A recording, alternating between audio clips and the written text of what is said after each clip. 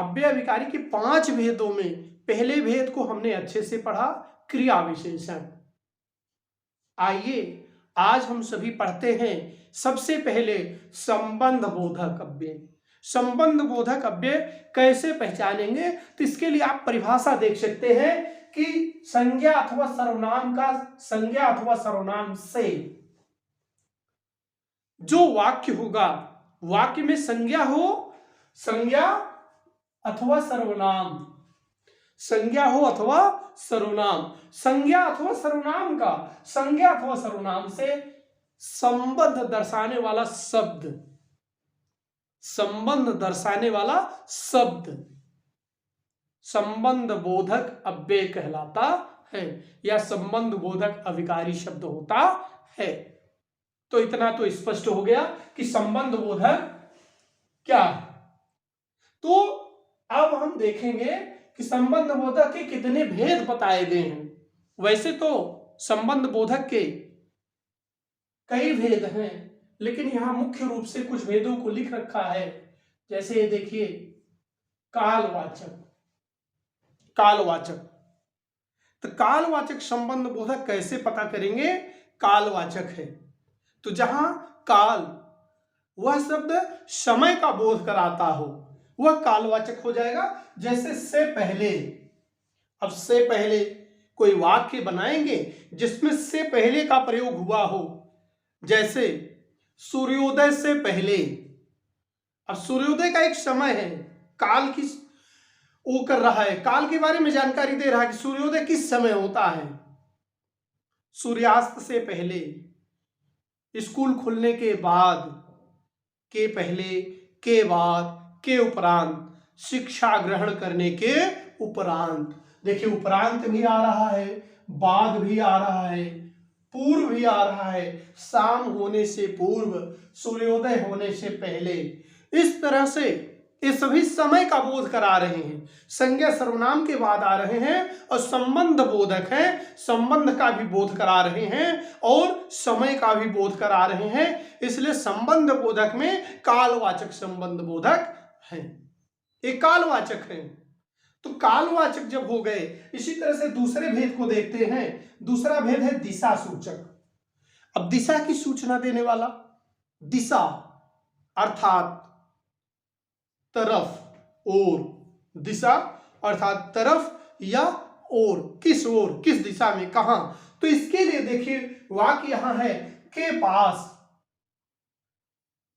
के पास, से दूर, के नजदीक, के समीप। के पास किस दिशा में, कहां, के पास, मंदिर के पास। और मंदिर किसी दिशा में निर्धारित बताया जा रहा है, किसी दिशा में है, मंदिर के पास, विद्यालय से दूर,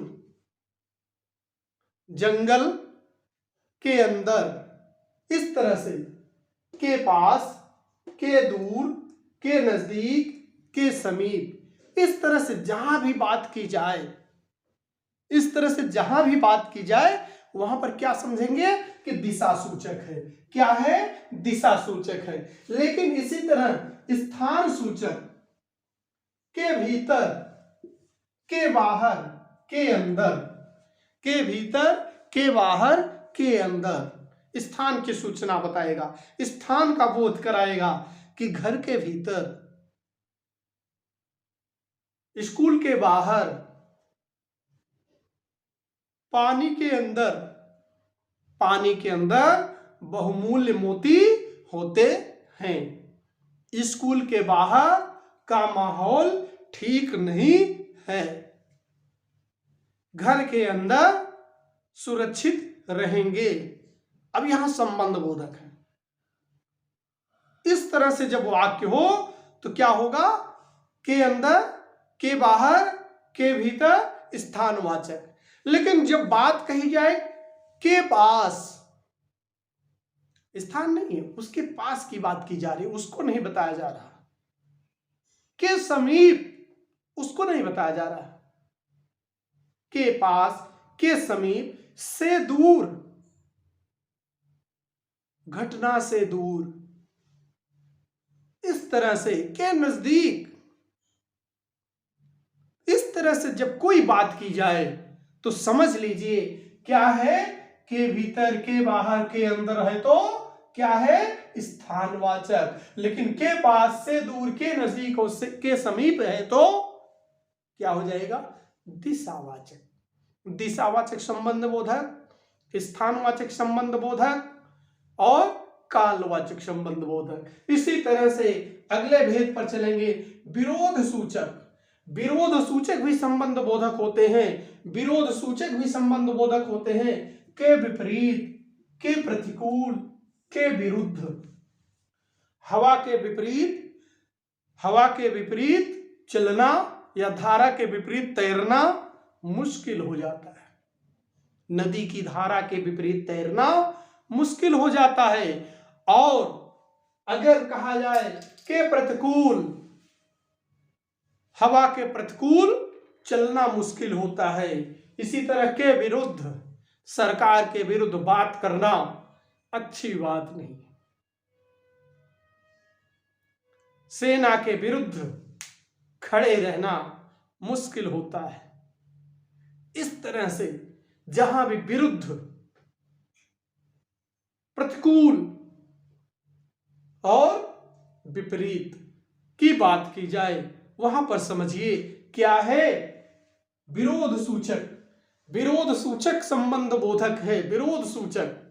अगर समानता सूचक की बात करें, के समान, चांद के समान सुंदर, के जैसा समानता सूचक, के जैसा, के बराबर, की तरह, के समान, के जैसा, के बराबर, की तरह। इस तरह से जब बात की जाए तो समझ लीजिए वहां पर क्या है, समानता सूचक, किसी से समानता की जा रही।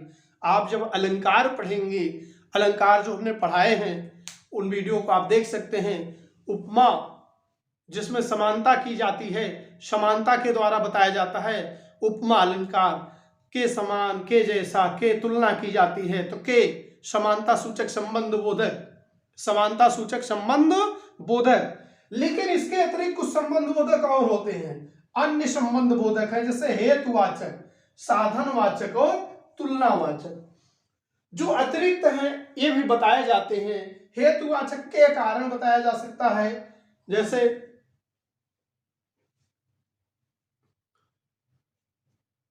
दुख के कारण मैं दुखी था, दुख के कारण मैं दुखी था। कोरोना के कारण सभी परेशान हैं, सर्दी के कारण सब घर पर बैठे हैं। के कारण, के कारण क्या हो गया, हेतु। कारण, ठंडी के कारण, संक्रमण के कारण, बाढ़ के कारण, इस तरह से के कारण लगाया जाए तो वहां भी संबंध बोधक है, लेकिन कौन सा, हेतुवाचक संबंध बोधक जो अतिरिक्त है। इसी तरह साधनवाचक, के द्वारा, के द्वारा, सेना के द्वारा शहादत दी गई, साधन के द्वारा जाना संभव हो पाया। इस तरह से के द्वारा की बात की जाए। और के समान, के समान भी होता है कि हमें गांधी जी के समान कार्य करने हैं, के समान। इस तरह से संबंध बोधक के ये सभी भेद हमें याद कर लेने हैं ताकि जीवन में कभी संबंध बोधक की बात आए तो संबंध बोधक हमें अच्छे से समझ में आ जाए। काल सूचक, स्थान सूचक, दिशा सूचक, विरोध सूचक और समानता सूचक। अगला भेद है समुच्चय बोधक। समुच्चय बोधक जो अव्यय विकारी का तीसरा भेद है, तीसरा भेद हम कह सकते हैं जो अभी हम पढ़ रहे हैं क्रम से। तो तीसरे भेद में समुच्चय बोधक की बात करें, समुच्चय का अर्थ होता है जोड़ने वाला, जोड़ने वाला, योग करने वाला। समुच्चय, समुच्चय योग करने वाला। योजक, आप सभी इसके पहले योजक विराम चिन्ह भी पढ़ चुके हैं, विराम चिन्ह के बारे में जान चुके हैं।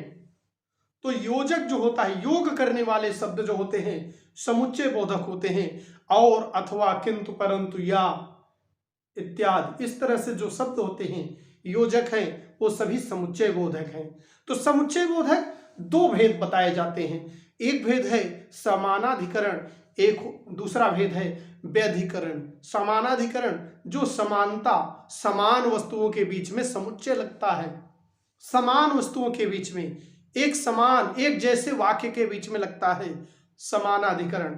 और दूसरा है व्यधिकरण जो विपरीत वस्तुओं को एक साथ लाने के लिए, विपरीत कारण, हेतु के कारण लाने के लिए प्रयोग किया जाता है।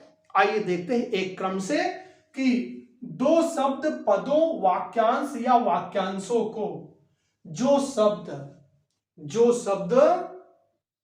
शब्द पदों, वाक्य या वाक्यांशों को, पदों, वाक्य या वाक्यांशों को जोड़ते हैं, जोड़ने का काम करते हैं, वे क्या कहलाते हैं? समुच्चय बोधक। इसमें जैसे कुछ उदाहरण हमने लिख रखे हैं, और, अथवा, एवं, किंतु, परंतु, लेकिन इत्यादि। इस तरह से बहुत सारे शब्द हैं जिनको आप लिख सकते हैं। तो धीरे धीरे जैसे जरूरत पड़ेगी एक एक शब्द हम सामने ले आएंगे। आइए देखते हैं। पहला है समानाधिकरण, जो हमने भेद बताया भी, समानाधिकरण समान पदों को जोड़ते हैं, समान पदों को जोड़ते हैं, समानाधिकरण है। जैसे अगर उदाहरण के रूप में देखें, हमने परीक्षा में बहुत परिश्रम किया, हमने परीक्षा में बहुत परिश्रम किया किंतु पास न हो सका। हमने परीक्षा में बहुत परिश्रम किया, बहुत किया, किंतु पास नहीं हो सका। तो यहां क्या है? समान पदों में योग होता है, समुच्चय होता है, तो ऐसे शब्द को समानाधिकरण कहते हैं। यहां किंतु शब्द है समानाधिकरण समुच्चय बोधक। इसी तरह से व्यधिकरण की बात करें, कारण, शर्त या उद्देश्य के लिए प्रयोग किया जाता है, कारण, शर्त या उद्देश्य के लिए प्रयोग किया जाता है। अर्थात इससे पहले मेरे साथ आप सभी ने वाक्य पढ़ चुके हैं, संयुक्त वाक्य, सरल वाक्य और मिश्र वाक्य, संयुक्त वाक्य, सरल वाक्य और मिश्र वाक्य। तो जो मिश्र वाक्य आपने पढ़े हैं, मिश्र वाक्य जहां भी होता है वहां व्यधिकरण समुच्चय बोधक होता है। व्यधिकरण, मिश्र वाक्य जहां भी होता है वहां पे क्या होता है? व्यधिकरण समुच्चय बोधक प्रयोग होता है। इसी तरह से व्याकरण का हर एक अंश को आपको ध्यान से पढ़ना होगा, क्योंकि यहां देखिए अभी आपको व्यधिकरण पढ़ना है तो वाक्य रचना के आधार पर 3 भेद, उसके एक भेद की जरूरत यहां पड़ रही है। अगर वहां पढ़ा है तो यहां अपने आप तैयार है। इसलिए व्याकरण का कोई भी अंश आप छोड़ेंगे नहीं, हर एक अंश को पढ़िए। अगर यह वीडियो आपको अच्छा लग रहा हो तो कमेंट जरूर किया करिए, क्योंकि कमेंट करने से हमें साहस मिलता है, और जब हमें साहस मिलता है और अच्छे से हम पढ़ाने की कोशिश करते हैं। तो आइए आगे बढ़ते हैं। व्यधिकरण की बात कर रहे थे, इसके उदाहरण में देखते हैं। अगर तुम बुलाते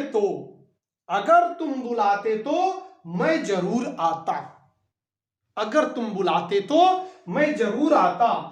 तो यहां जो प्रयोग हो रहा है व्यधिकरण है। व्यधिकरण समुच्चय बोधक क्या है? तो इस तरह से आप सदैव ध्यान रखेंगे कि समानाधिकरण और व्यधिकरण समुच्चय बोधक अव्यय का कोई भी भेद, इसका कोई क्रम नहीं है कि पहला क्रिया विशेषण है, दूसरा क्या है? संबंध बोधक, और तीसरा समुच्चय बोधक। ऐसा कोई क्रम नहीं है। आप किसी को भी पहला कह सकते हैं, समुच्चय बोधक को पहले पढ़कर पहला बना लीजिए, कोई दिक्कत नहीं है। तो इस तरह से क्रम याद करना जरूरी है। क्रम कोई भी आपका हो, पहला कोई भी हो, यहां क्रम की आवश्यकता नहीं है। सिर्फ कारक में क्रम की आवश्यकता होती है, क्योंकि कारक विभक्तियों के आधार पर चलते हैं। तो कारक को क्रम से ही याद करना है कि कर्ता के बाद कर्म ही आएगा, उसके बाद करण ही आएगा, फिर संप्रदान, इस तरह से क्रम से ही आएंगे, प्रथमा द्वितीया तृतीया क्रम से ही चलेंगे। लेकिन यहाँ कोई क्रम नहीं है, यहाँ चिंता नहीं करनी है। यहाँ तो सिर्फ आपको नाम याद करने हैं और उसकी परिभाषा याद करनी है, उसके भेद याद कर लेने हैं, ताकि आपको सदैव याद रहे। अगर याद रहेगा तो हमें खुशी मिलेगी। वीडियो आपको कैसा लगा हमें कमेंट करके ज़रूर बताएं। यदि आपको अच्छा लगा हो तो सब्सक्राइब भी करें। आपका एक सपोर्ट हमारे लिए बहुत महत्वपूर्ण है। धन्यवाद। आपका दिन शुभ हो।